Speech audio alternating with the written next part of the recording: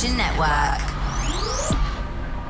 So my no filter interviews, I think, were literally designed for this interview because this man hasn't got a filter and this man needs this space to vent, this space to grow, this space to exude, this space to literally rip out his heart from inside his chest and throw it onto this show. Ladies and gentlemen, an urban Shakespeare, a recorder of modern British society, a British Asian hero, a boy who I've been watching since the beginning of his game, and I'm looking at him now as he floats off into even bigger circles away from me. Hussain Manawer. One last interview before you quite literally marry into the royal family. Welcome to the show. What are you saying? That was a lovely introduction. Thank you for having me, Mr. Friction. That's all right, man. Good to have you back on the show. No, it's always good to see you. You know what? I actually Googled you today. Why? Why are you I wanted to Googling say me? Bobby Friction was your real name. I know. Because I actually made you food. You made me food? I made all of you bear samosa today. Where are they? I didn't bring them. What? Because the sun was out. Yeah. And it got well hot. So I thought by the time I bring them here, they're going to get soggy. And then you're going to tell everyone, oh, look what he bought me. Soggy samosa wala. Oh, no, man, it's disgusting. So I thought, next time, I'm going to plan it properly. Next time? Get a cool box. Next time I'm just going to come east from west. Yeah, you should come. Hounslow to Ilford, bro. You should come. You're more than welcome. But yeah, I actually made you. So I wrote a note saying, thanks for supporting me. Badam deep, sing. Yeah. So I thought, yeah. I love the fact you said that like an elderly white British gentleman Badam deep. in his late 70s. Badam deep? Yeah, Badam deep. I was like, wow, that's Bobby's real name. Yeah, man. And that was it. I'm not hiding it. That's, No. Basically, I'm going to eat them samosa at home. All right, fine. Think about me. I'm a snake. Think about me. Think about me as you suck out the meat in the inside. Vegetable ones All only. right. Think about me as you suck out the veg. So what were we chatting about? No filter. Yeah. This guy. Whose idea was this? Yours? Yeah, of course, man. Okay. I told you. Jallah. I told you already. This was made for you. So look, before we go anywhere else, you just sold out the Jazz Cafe, one of the most iconic venues in London. Sick. It was, from what I can see, the first time you properly had a band that you've been working with for ages. Yes. You have moved from urban poet doing those kinds of, slam poetry nights and everything else you've been doing into, I'm at a Jazz Cafe like all the great hip-hop heroes go to when they do a gig with my live band. How was that? It was incredible. Being with a live band was amazing, especially some of the band members or people I've been in school with. So I've known them for 20 years, from year 2. And it was incredible. That was sold out. Like you said, such a diverse crowd. People knew my words. Like, it was amazing. I couldn't have asked for a better night. And was that in the plan? Because, a couple of years ago, you were just like, I'm just trying to change the world one poem at a time. It was... No, it was always a dream of mine, but it came on so quick. Yeah. And when the people I work with said to me, yo, you should do Jazz Cafe, I was like, no one's going to come. Tickets were like £13.50. The seated tickets were like £32. And when it sold out, I was like, who they coming to see? And then, I was buzzing, man. I was so happy. I hate to use this word with someone as free as you and unencumbered by commercialism, but you actually tweeted a picture of, like when a band has their logo in the drum kit. Yeah. And you tweeted that bit of the drum saying Hussain Manawer. Yeah. Like, for anyone who's in the music industry, that's when you know you've arrived. Yeah. You know what's so funny, yeah? That came after I had a really big meeting with somebody. And everyone was calling me to ask me how the meeting went. And I was like, has my drum skin arrived? That's all I cared about. And I got it. It's at home. It's in my living room. My dad's put it by our fireplace. Wow. All our guests come round. They're thinking, what's this? And he's telling them, like, yeah, my son's got a drum skin, no drum kit. They don't understand it. But no, it's a big deal. That's a big deal, man. Exactly. They're not cheap. So, and especially like when the moment the show started and the band came out before me, people were screaming. Yeah. And I was like, wow. So I'm going to do another show now in December, I think. Bigger. All right. It was sick though. I had confetti. You had confetti? I had confetti. I think I saw a little picture of it exploding at the end. And I love the fact that you still have this childlike enthusiasm of, check my drum skin out. Oh, and we had confetti right at the end. Like Beyonce finishing her gig. I had the outfit change as well. And I had to say that. You had to change? 2 outfit changes. I got a a Sherwani from Cuckoo Fashions on Green Street. All right. Me and Rita Mawar did a cover of Chenya Chenya. I saw We that. had to do it for the culture. Yeah. And we changed. It was amazing, man. I was so happy. That was the first time since my mum passed away. I woke up in the morning wanting to be me. Wow. And I was like, wow, just keep going. Just keep going, it will happen. And people after the show were saying, thank you for doing this. Thank you. Like, I get what you're going through. So I was happy I was able to create an atmosphere that people could just come together. It was sick. I know, man. I know. I can Come see to it. the next one. Make sure you come to the next one. I will, man. But the trouble is you always play when I'm on air. Oh, and no. I'm on air between 7 p.m. and 10 p.m. That cancels nearly every gig in the country Yeah, unless it it's a does. weekend. But it's a good excuse for you not to turn up, though, because you must get invited to bare shows that you don't want to come to. Let's be real, no filter, innit? Bare people's like, you're right. Bobby, come to my show, innit? Boy, you know what it is? I'm on air, innit? That's the thing. Actually, you just quoted me word for word. Boy, you know, it's like I'm on air, innit? I'm on air.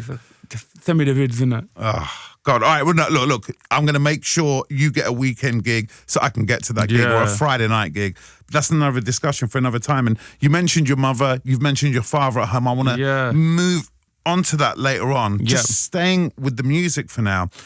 When I first started hearing about you, and then when I first started hearing you, your stuff was definitely poetry set to a bit of music. Correct. The music was almost, I'm not saying it, Ambient. It was ambient because the words had so much meaning. And I can totally see that's what most slam poets do and urban poets do. So what's the change now? What was it like? Like, what's the musical side of things? So what happened was I get asked to perform in a lot of beautiful places, and a lot of the time people are standing up. You can't really bop to poetry. They're just like standing there, like couple clicks. And I love music, man. I grew up with so many great musicians on TV, not like on the same street as me, but I grew up in like Avril Lavigne and Tupac and Soul Solid Crew and all these people. And I was like, I want to create a sound. And then I did an event recently and there was an Indian band there called Flute That Groove. Okay. And the guy had a flute, it was incredible. And I was like, and I started performing over that. And then I sat with my band and all my friends, so it was very natural and organic. And then we just started creating it. And then that led on to that. And then that led on to that. And then it just started building and building. And now I'm here. Well, now you're here, and now I'm having to, not that I should ever box you off, but in my head I'm kind of going, all right, you got MIA, and like she's selling all these records, and that's a live experience, and she can headline festivals. You got like Asian MCs who do their shisha bar gigs, and I always used to think to myself, you're kind of floating away and in between all of these things. You're non-definable. I'm so happy you get it. I you are do like get one it. of the only people that gets it. Do you know that? But Gone. But now you've got a band. Yeah. Essentially, you could be in competition with a Nit and Sawney. Yeah. I know, like, he's more of a musician, but, you know, you're kind of up against those cats now. 100%. Do you feel like you've almost left your origins musically behind? And by that, I literally mean all of those MCs coming out of the East End of London playing in shisha bars. Is that not your bag anymore? No, I mean, my job is to normalize conversations and break stigmas and make people feel uncomfortable. And I can't do that being where I am. I have to do that outside of where I am because that's when it gets accepted. And my work only gets accepted when people that look like me see people that don't look like me accepting what I do. Oh, yeah. Do you know what I'm saying? Yeah. So the moment I put myself out of the ends and put myself on Jazz Caf, the whole ends came to Jazz Caf to see what it was. Do you know what I'm saying? So now I'm doing Latitude and all these other festivals, and I'm like, yeah, because this feels right. Yeah. I can't preach to the choir all the time. No change will come. But that now I'm in different spaces, infiltrating different sound waves and like doing stuff with Asian Network or Radio 1 or 4. And it's like when you play my stuff on other platforms, it gets responsive. Yeah. And people really feel it. And I think it does what I'm meant to do. Yeah. But then I was actually thinking about this earlier, like, oh, would I ever want to go up and try and win awards or do things like that? Yes, but it's not a focus. I just want to create good stuff. I want to create good, meaningful things. Thank you, Amir. Amir had a bit of sullen earlier. I just want to create good, meaningful things that can really help impact and change lives. That's it. But aren't you worried that your muse Yeah. It's not only your experience growing up in those ends, you know what I mean? And the people from them ends. Aren't you worried about losing that connection? You know, like it happens to a lot of great artists. I hear you. They released their first album because that's where they were. Suddenly they're uplifted or taken into new spheres. And as you said, you want to speak to people who don't hear your stuff and don't know those stories. And then they lose the connect. Are you worried about losing the connect? I hear you. I do hear you, but I don't think it will happen to me because my friends have got me grounded. They hold me down. My family holds me down. Everyone I work with holds me down. Even like, I don't have a manager. I do this thing all by myself. But like the mentors I have are like middle class people that aren't from Ilford.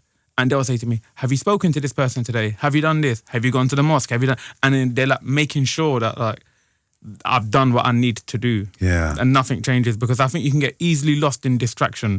I don't think you can distract someone who's not mentally there to begin with though anyway. Yeah. So therefore I'm like, no, it's fine.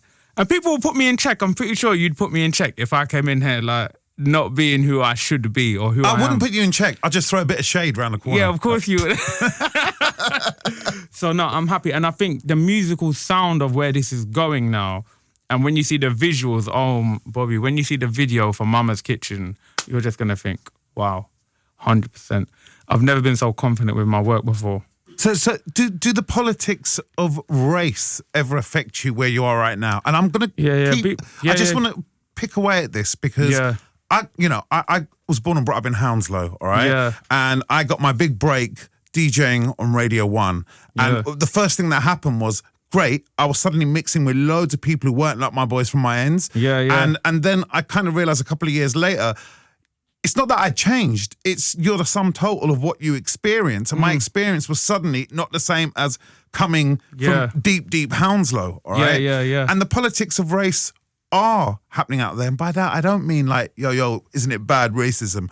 I mean like if you're basically hanging out with loads of middle-class white people who obviously love what you do, and the record industry is owned by middle-class white people, does the politics of race ever play out in your relationships with them, in the people that you meet and stuff like that? Yeah, I think I've definitely met people across my path who have said things to me like, oh, I never knew Muslims were like this, or like, oh, right, like they're shocked. And I think that's very good. It's very good I'm able to like be a real life asset to what you think that everything you don't agree with. Do you know what I'm saying? Yeah. Like I take my boys to certain places, we go to really bougie hotels or certain countries and they don't want to talk to no one.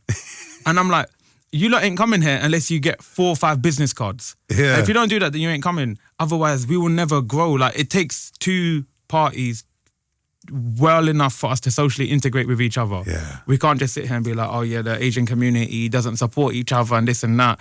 And then we say, oh yeah, well the industry is run by white people, they don't accept us. No, it's like we all need to come together and then show it's just about the passion of what we're doing. Because I think what I talk about affects everyone.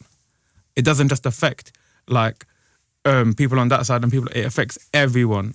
And the sooner people start to realize that the better life you lead for yourself and your children. But a lot of the hate I get, I have to say... You get hate? Yeah. What kind of hate? A lot of the hate I get comes from people that look like me. Oh. Yeah. Well, in what way? What? Online, just like normal like cyberbullying antics. Like a lot of the hate I get comes from people that look like me. But what is it? Is it they'll cuss me and they'll be like, oh, that's poetry. Why are you doing poetry, bruv? They'll be like, oh, he's moist, that's wet. just things You're like getting that. called moist. Yeah, I'm getting called moist, fam. Like, and just things like, I don't think, and a lot of the people in my older members of my community don't really get what I do as well. And I think they just need to realize what I'm trying to do is normalize a life for us in England that we should have socially integrated into by now. But the fact that we're not in positions where we should be upsets me. So, yeah, it's funny. A lot of the hate I get, because I don't think people don't like change, do they? No. They just want us to do what our families did. But they've got to switch it up a bit. Well, let me just go down a different stream. Yeah. I'm going to take a left turn now, yeah? Talked about race. Yeah. What about the politics of religion from both sides? Your own people and also this beautiful middle-class white world where everyone's going, oh, Hussain. I just think you're totally amazing. I just think what you're doing is amazing for You're so Britain funny. and all that. Is Yeah. that happening? And do the politics of religion, your background, Islam, being a Yeah. Muslim, come into it? I don't let it. My relationship with God is very personal. It belongs to me and God. No one else. I don't ever need to disclose that. I don't preach to no one. Like, I know Muslim people that drink. I know Muslim people that don't drink. I know people that aren't Muslim that do some wild things. I know people that are Muslim that do some wild things. So I'm never in a position where I can be like, yo, you shouldn't do that. And therefore, I don't tolerate that if that was to come to me. So a lot of people come to me and they're like, oh yeah, like as a Muslim. And I'm just like, so I think you've got the wrong person. I don't know how you even assumed I'm a Muslim, but like I just don't entertain the conversation. Like That's from our own peeps. What about being Muslim within the industry? Does that yeah, no, ever... I don't think it doesn't bother me.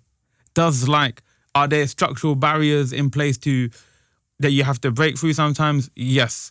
Unfortunately, some people have come across a lot of stuff they see on the news and they do believe it. And because of that, you have to work 5, 10, 15 times as hard to show people like we are not like what you see. And that's sad. It's proper sad, man, because I've met so many talented people on my journey that have stopped because of the problems and structural barriers that they've faced along the way. Okay, all right. It does exist. Yeah, Like, of course. It does exist. It exists everywhere. But it's sad. It's sad like that. I can't imagine anything like that ever stopping you when you get a goal or a destination or even on your journey. No, because you know what? The real people know. Like, all our hearts are the same colour. Real people recognise real things.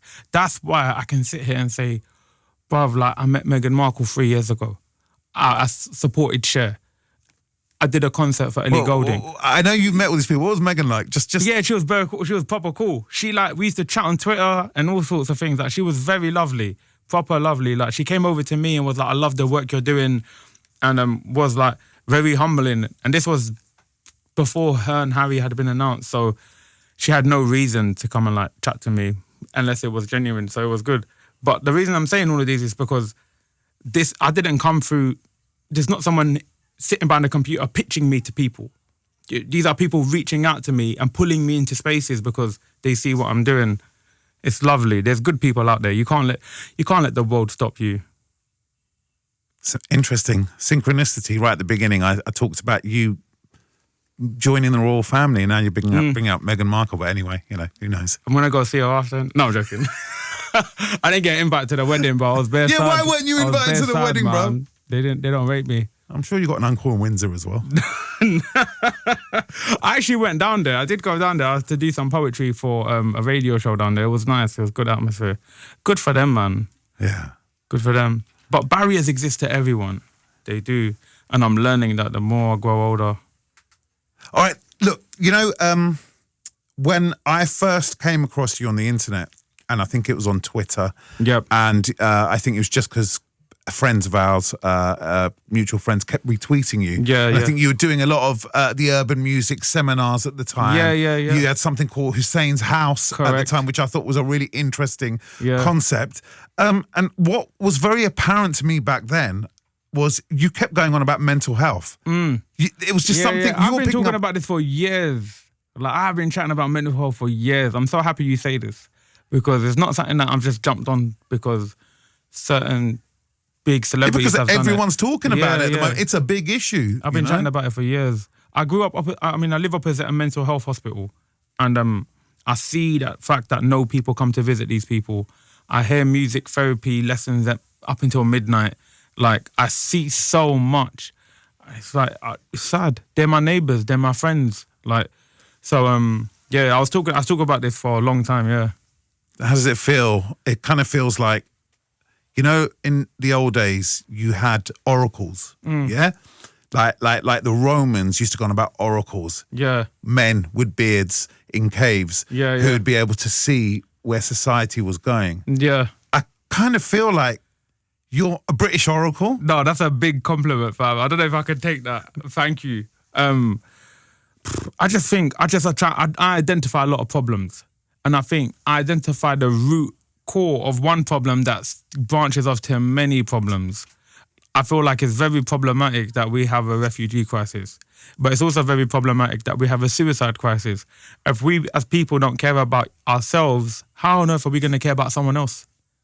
Do you know what I'm saying? Yeah. Like we've come to a point where like I know 3 people that have killed themselves now, and they felt no way out besides that. So how are we going to be like, oh yeah, I'm going to save someone else in another country when we can't even save ourselves?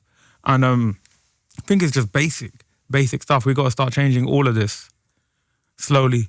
Torah. Torah. You know? Just así. Yeah, just slowly start changing things. But it's a battle, man. It's a struggle. It's hard. Life is weird and wonderful. Well, I want to talk about your life. Yeah. Now, I want, if you don't mind, because I know it's a very emotional thing for you, and I feel like you've almost mourned in public, fully in public, and I don't want to call it therapy, but you're living out and you're changing and you're dealing with the death of your mother in public. Yep. I just want to know how you're doing, bruv. You know what it is? My mum's passing was a public affair. Like, it is because so many people knew her in my area. So, like, even if I wasn't on social media, it would have still gone, like, the way it did. So, when she passed away, it taught me a lot about life and about a lot of things. But a lot of the people that message me say to me, I can't do it, I can't get through certain things. And when my mum died, I was like, you know what? I need to put my pen where my mouth is right now. Because people, if I don't get through this, I'm not that guy I thought I was. So I show people, like, I've cried on Instagram. Like, I show them I go therapy. I told them, like, I had to go to 3 different therapists before I found the right therapist. I pray. I do a lot of different things to help me get through daily battles and daily struggles of life without my mother. It's very difficult. And when people message me, even still, they're like, oh, I'm upset because, like, something's happened to me that's not in comparison to the passing of your mother. I'm like, we have a choice. You have a choice. Like, as long as you can get the distance of, like, out, if you can get out of your bed, that is the biggest distance you will have to go in the day if you're feeling depressed. Because the distance between your floor and the bed is massive if you're feeling depressed. So if you can do that, you can do anything else that day. And I think that's where it starts. So the fact that I put my stuff online, people have their phones in their bed. We're at home, we're on our phones all the time. So I just want to show people I'm just the same as you. My story is not exclusive. My mum died, guess what? Your mum gonna die. And we're all gonna die. And death is a conversation we need to normalize in society. Oh, my brother said something to me like, Mum taught us everything, but she didn't teach us how to live without her. And when you hear that, you're just like, wow, like, it's true. And that's why as a society, we need to be able to stick together. And it was the community that carried us through it. It was my Indian neighbors who are Sikh who were cooking for us. It's the Gujarati Indians that were opposite that were helping us do the ironing. It was loads of different people. It was like the white family down the road who was helping us with our cars. It was all different. And it was like the village raised the child. And that's what I really feel like we need to project out there, because it's going to happen to all of us. And it's a sad and lonely place when it happens. But if we're in a good place to tackle it, that's a little tick, innit? You can iron now, right? Ish. I'm getting better. But it's them daily things that are hard. Like ironing and cleaning the garden, and you're doing things that you're like, when you'd be doing it normally, you'd be like, Ma, oh, yeah. You know, oh, I saw that jazz cap. Brother, I wanted to phone her that morning. Like, that hit me hard because I've been chatting about this stuff for so many years that she ain't seen it. She never saw it. And now people are like, yeah, she sees it, she's with you. And I'm like, yeah, you believe whatever you want to believe, but I know what I'm feeling right now. And that's, I want to bell my mum and tell her, like, 550 people are coming to see your son. But I can't. It's hard. But I'm all right. I think I'm doing quite good. I think, you know, however long this struggle takes, which as most people I know who've lost someone as instrumental in their life as their mum, ain't ever going to end, really, the struggle. But I think, you know, you are quite well equipped to deal with it. Thank you. At least here. Yeah. Everything underneath, you know, that's yours, man. It's true. I'm interested in, like, you're living your life out in public. Even though I see you as a musician and a poet. You're living your life out in public like an author does. You know how an author writes a book? Yeah. And actually what they're doing is ripping out their entrails and putting it onto the page. Yeah. And that's what you're doing. So when you did that with your mum, what about your dad and your brother? What do they think about this stuff? They kind of liked it, I think. They come to my shows. My dad came to Jazz Caf. Really? Yeah, when I shouted him out, he got an amazing response. I think, because my mum used to support everything I've done, they don't stand against it. Yeah. Do you know what I'm saying? But like after this is the last project I'm ever going to talk about my mum. Yeah. After this, I'm going to drop a mixtape. Yeah. Called Poetic Rockstar. That's an exclusive. But yeah, it's the last time I'm going to talk about it, once and once only. Just so as well, you know, when I do the O2, I want my fans to be like, I was following him when he was doing that thing about his mum. You know what I'm saying? Like, I was following J. Cole before he was doing the stuff he's doing now. So, yeah, my family's happy with it. I think as long as I'm focused and I'm busy and I'm doing what makes me happy, they don't have no problems. And is that it? Have you tried to make that reality by just dropping it in on this show when I sell out the O2? Yeah. You're going to do that? Yeah, I have to do it. Do you know what the show's going to be called? Mama, I Made It. Wow. That's what it's going to be called. Beautiful. Mama, I Made It. I think it can happen. I want to take poetry to new levels, man. Like, initially I started writing because when I was reading school books, no author sounded like they would be my friend. Caroline Duffy didn't sound like Rebecca, who was sitting in my classroom, or like there was a bunch of names I didn't recognize because everyone I was sitting with didn't sound or look like that. So that's why I started writing, because I wanted my work to be referenced by people that look like me, talk like me, come from areas like me. But then it grew. Then it became bigger, and then it became played on radio and TV and stuff like that. And now I'm like, you know what? It's getting bigger because I'm selling out shows, and this was my 4th one that I've sold out by myself. Do you know what I'm saying? Madness. By myself.